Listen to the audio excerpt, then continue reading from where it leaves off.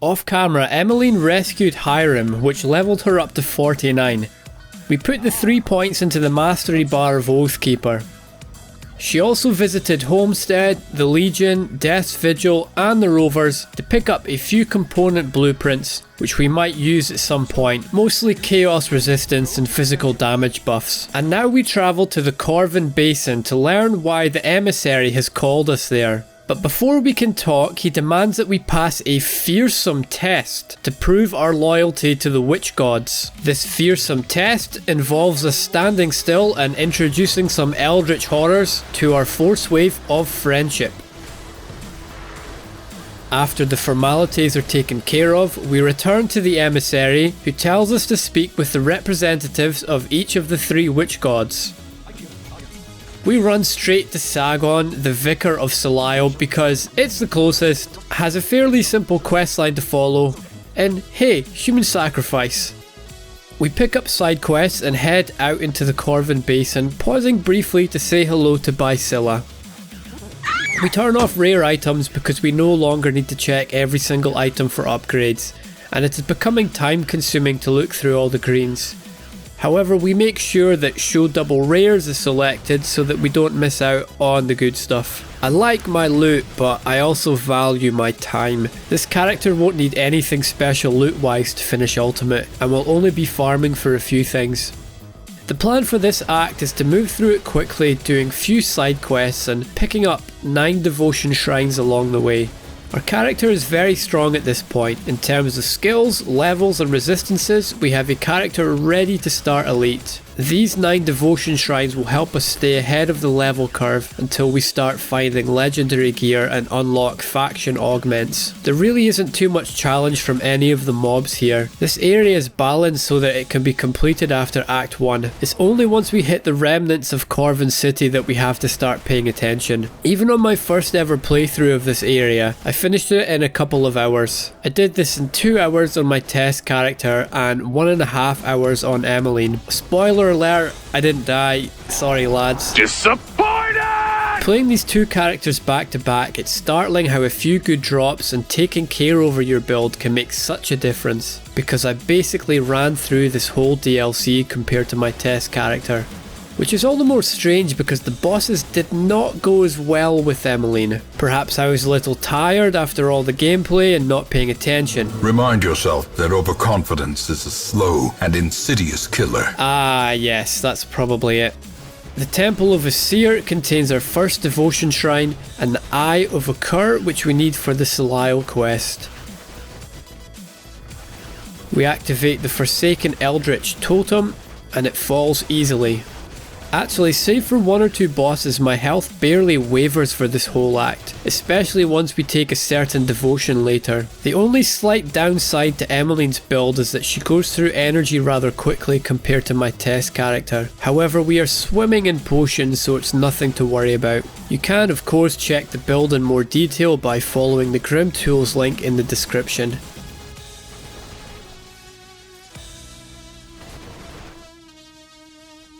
After our first devotion point, we move on to the boss of this area, Ramzul, the High Priest of Seer. We introduce him to our force wave of friendship and he goes down quickly with no health potions needed. Don't forget to pick up the eye before you leave, it's a pain in the ass having to backtrack for it. Rather than handing in the quest at the Conclave, we're going to push on through to the Vanguard.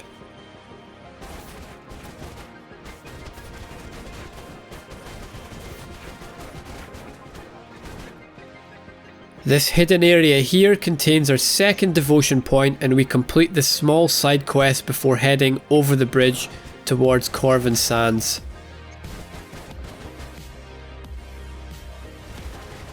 The Guardians of Empyrean make a great addition to your hardcore build.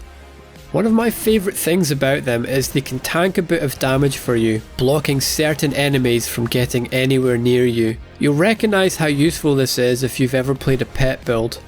Although they don't deal a lot of damage, they will eventually kill mobs given enough time.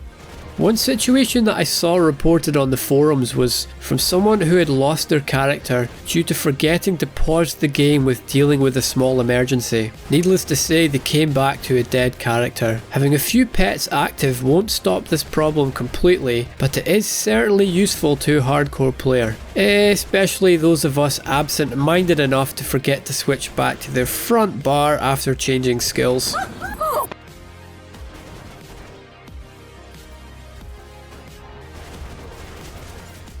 After our third devotion shrine, we drop our portal and head to the Rift Gate.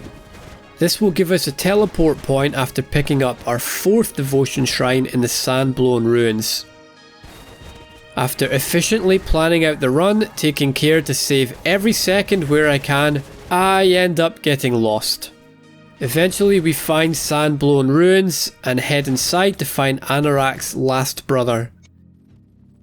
Nothing in this dungeon puts us in any trouble. The boss, however, is a different story. My test character had a rough time with him.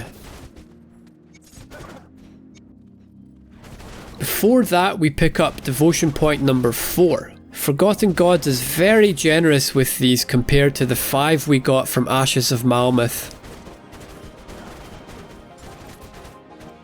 I'm concerned about Tyrgin's projectile attack. It shotgunned my test character, so I'm keeping a little bit of distance to be safe.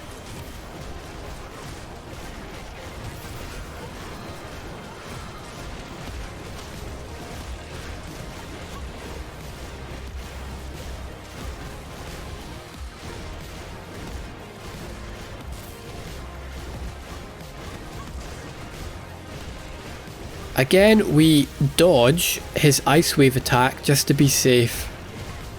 This is pretty much unnecessary, but I'm being as safe as possible because it's hard to complete hardcore if you're dead. After dealing with him, we port to Cairn Docks and start looking for Devotion Shrine number 5 contained within the Sanctuary of Horan. I'm fairly new to Grim Dawn compared to the people who've been playing since release, so I was unsure why there was such an imbalance between these two DLCs. 30 minutes of game time for 5 devotion points, compared to 2 hours of game time in the Ashes of Malmouth for the same 5 points. I couldn't find any official reasons for this, but I found this post from 4 years ago stating that the extra shrines were so you could get all devotion points without having to play through the other difficulties. Makes sense, I suppose.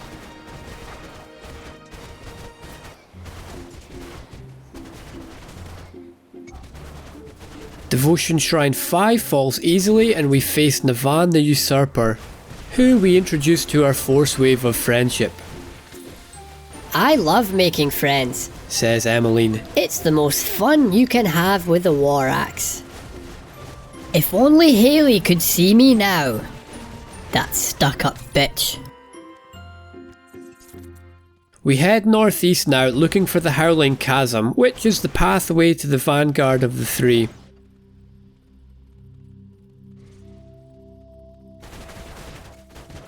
At the door to the chasm, I get lost and think I'm in the wrong place. Heading west, Emmeline enters a fight that she did not prepare for.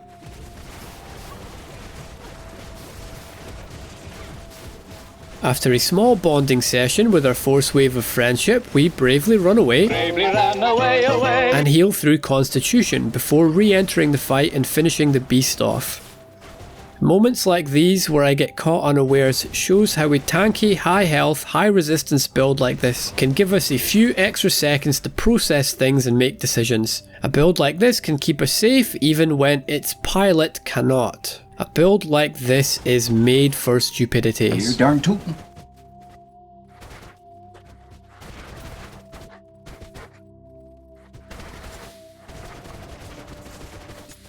At the Vanguard of the 3, we take some time to hand in quests, level up and sort out our gear.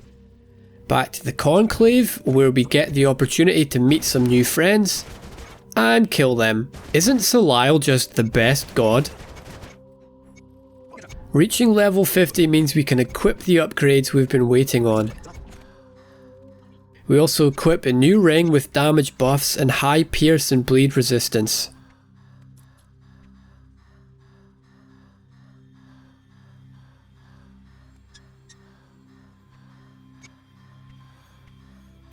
3 points into the Oathkeeper Mastery bar, then 5 points into the Ghoul Devotion, assigning Ghoulish Hunger to Oleron's Rage for some more health regen. We sell the rest of the loot and port to Devil's Crossing to transfer components. Our resistances look fantastic already with the new gear, except for Chaos, so Emmeline heads to the blacksmith to see if we can craft something to increase it. I make a mistake here and swap out the Aether resistance of our purified salt for a Riftstone, which of course provides no Chaos resistance.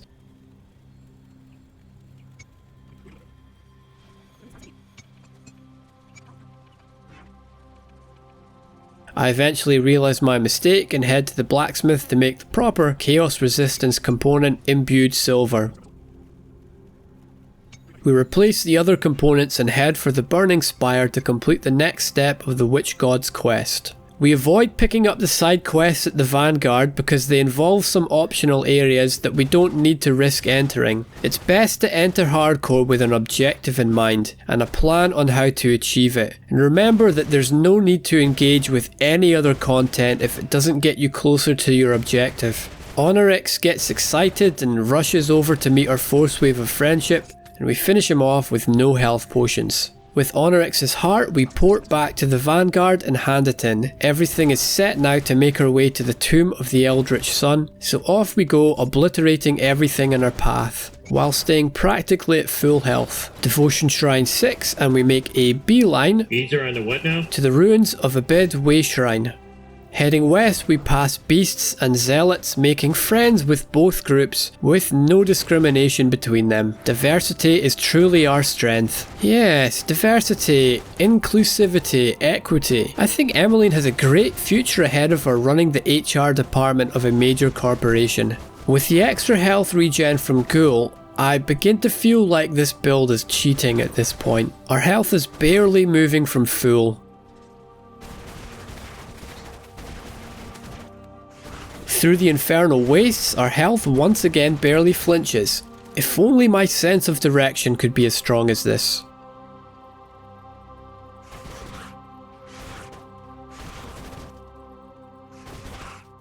Valley of the Chosen is where we start to meet Korvak's Rage Flames, a high damage, high health enemy, something we will have to be careful of. On their own they are fine, but we will be in trouble if we get surrounded by a group of them.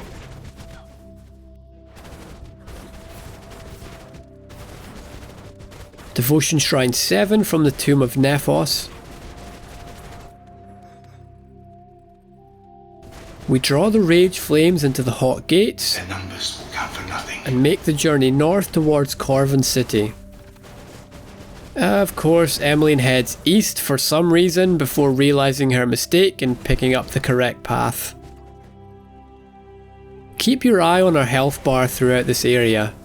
It feels like I've toggled on God mode. Even when we are surrounded by the tougher enemies, we never lose more than about 10% of our health. Can you imagine how the people feel seeing Emmeline barreling towards them, showing off her force wave of friendship, flanked on either side by the Guardians of Goodwill? Fear not, citizens of Cairn, announces Emmeline gleefully. We bring you love and death. For you see, there can be no love without death. Just as there can be no light without looking downwards into the darkness, just as stones do not float without first seeing that which they ought not. Yeah, thanks Amazon for that great dialogue, by the way. There was script problems from day one. Let's make sure our strong female character is written as poorly as Star Wars' strong female character, because if it doesn't work, hey, I guess it's because our fans hate diversity.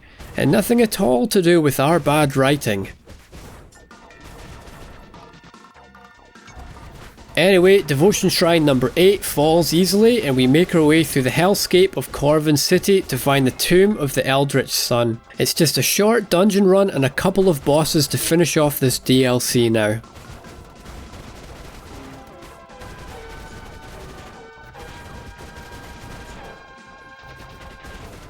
We stand still and force wave Dravis, moving only to make room for his thrall to join the party, then prepare to take on the steward. He's a little tougher than Emo Dravis, but falls to our skillful dodging, time blocking, and parrying. Oh wait, no, we actually just stood there and force waved, didn't we? Honestly, Emmeline, if this whole Grim Dawn thing doesn't work out for you, you've got a great future ahead of you in Hollywood's strong female-led action movies, woodenly standing there while people seem to fall down dying without you having to put in any effort whatsoever. Quick, Emmeline, say something empowering. Women can oppress queer folk and other minorities just as well as any man can. Whoa, not quite what I had in mind there, Emmeline. We'll work on that. As Emmeline works on her best HR-approved quote, we make ready to clear the last devotion shrine.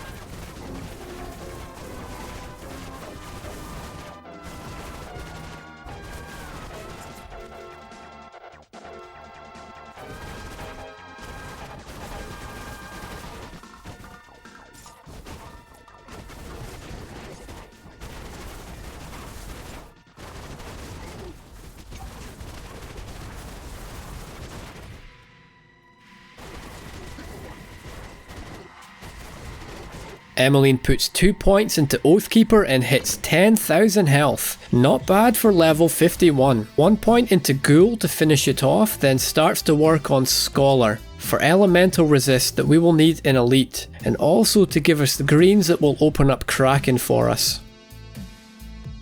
And so on to Father Kaiman. You can probably guess what the plan is.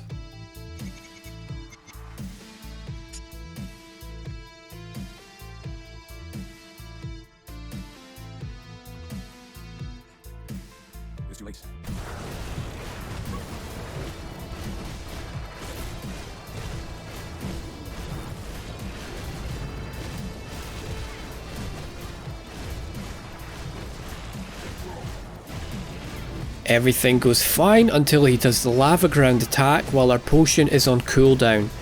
So Emmeline bravely runs away to wait it out. Notice how much time we have to take in the information and make an adjustment, and Menher's Will is nowhere near close to activating. Our build is made for slow reaction times, lazy responses, and basically falling asleep at the wheel. Our build is made for stupidity. You darn tootin'. Onwards now through the Eldritch Gate into the Astral Fields. Once again we can power on swiftly through the mobs here without giving them much thought, and our health will barely fluctuate.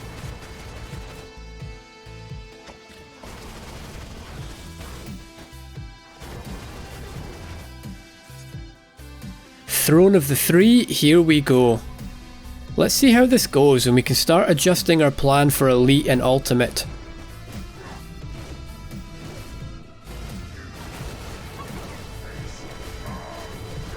First form, we stand still and Force Wave, dodging the Fire Swirl and Rockfall attacks.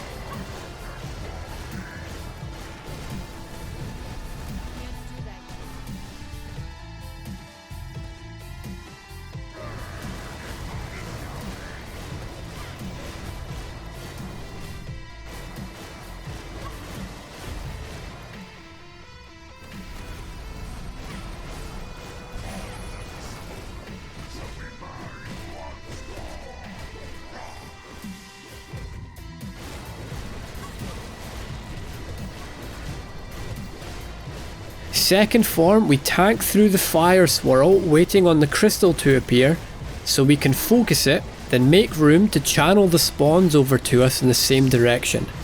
Looking good so far.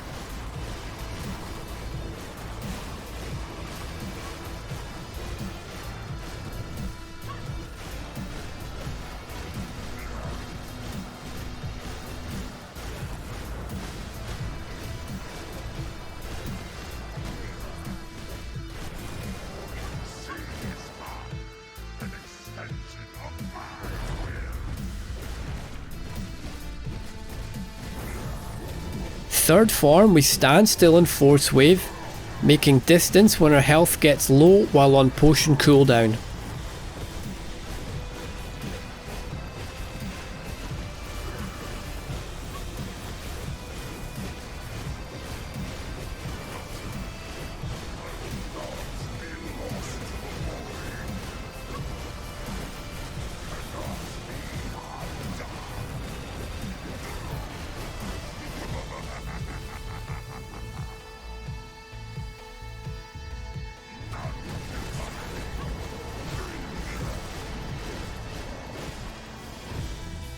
If anything, we could have probably safely killed him quicker right at the end if we hadn't dodged so much.